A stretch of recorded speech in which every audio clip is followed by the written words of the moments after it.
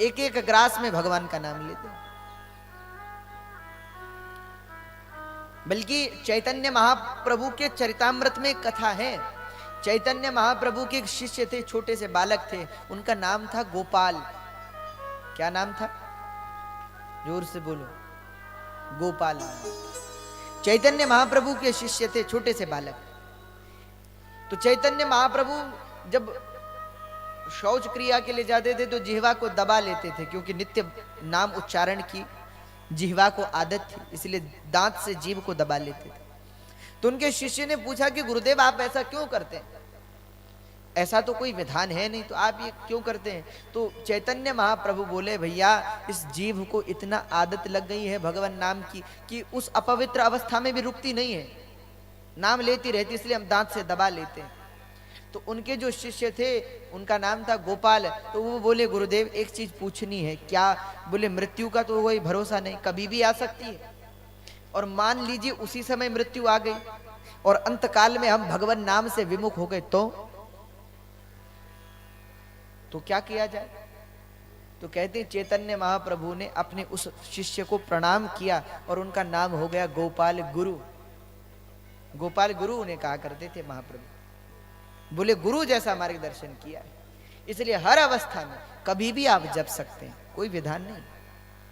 परंतु जब मंत्र जाप करते हो तो एक विधान लेकर के बैठो। आप अगर जगदम्बा के नाम का स्मरण करना चाहते हो, या भगवान नाम, सीताराम नाम, राधे श्याम नाम, हरे राम, हरे कृष्ण, इनका जाप करना चाहते हो, कभी भी चलते फिरते, उठते बैठते, खाते पीते, नाचते गाते, घर का काम काज करते, हर समय करो, कोई विधान नहीं, कोई रोक टोक नहीं। ना तो ऐसा है कि इससे पहले साफ विमोचन करो, ना ऐसा है कि मुद्रा दो, ना इससे के बाद कोई पाठ करो, ऐसा भी कोई विधान नहीं।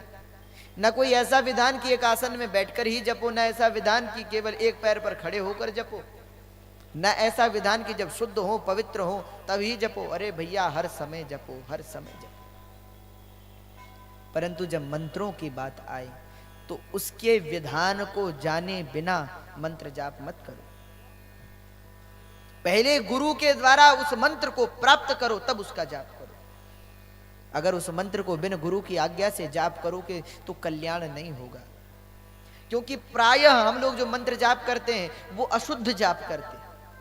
हमको कई लोगों को मंत्र शुद्ध आता भी नहीं, या कई प्रकार से हम अशुद्ध मंत्रों को जपने लगते हैं, कोई त्रुटियां हैं, तो बिन गुरु की आज्ञा से और बिन गुरु के मार्गदर्शन से और बिन गुरु की कृपा से और बिन गुरु से मंत्र लिए उसका जाप नहीं करना चाहिए। इसलिए हमारे यहाँ दीक्षा का विधान है, दीक्षा दी जाती है, गुरु अपने शिष्य को ये मंत्र देता है, इसका जाप करो, उसे गुरु मंत्र कहा जाता है। और शास्त्र कहते हैं बिन गुरु मंत्र के कल्याण भी नहीं होता। जिस जीव का कोई गुरु ना हो उसका कल्याण हो ही नहीं सकता। इसलिए जीवन में गुरु बनाओ, गुरु से मंत्र प्राप्त करो, शुद्ध मंत्र प्राप्त करो, उसकी क्रिया को जानो, उसके विधान को समझो, उसकी विधि पूर्वक उसका जाप करो, तब कल्याण होगा। और अगर